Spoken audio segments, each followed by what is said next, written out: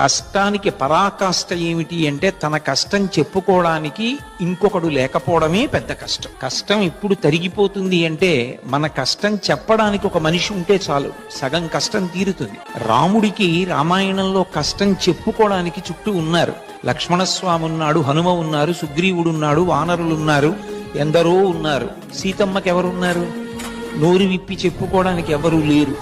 అంత కష్టాన్ని 10 నెలలు పొందినటువంటి సీతమ్మ పడిన కష్టం కన్నా నేను పడిన కష్టం పెద్ద కష్టం కాదు అన్నది మనిషికి ఓదార్పునిస్తుంది, మనిషి నిలబడేటట్టు.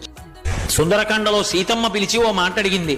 ఏమయ్యా, సముద్రం దాటలేక అన్ని లక్షల మంది ఆవలి ఒడ్డున కూర్చున్నారు, నువ్వొక్కడి వచ్చావు, రేపు పొద్దున్న రామరావణ యుద్ధం జరిగితే ఎవరొస్తారు అంటే ఆయన అన్నాడు, నన్ను పంపించారంటే సుగ్రీవుడి సైన్యంలో అందరికన్నా తక్కువ శక్తివంతుడిని నేనే, నాకన్నా తక్కువ శక్తివంతుడు లేడమ్మా, నాతో సమానులు ఉన్నారు, నాకన్నా అధికులు ఉన్నారమ్మా, నేనే తక్కువ అని అన్నారు.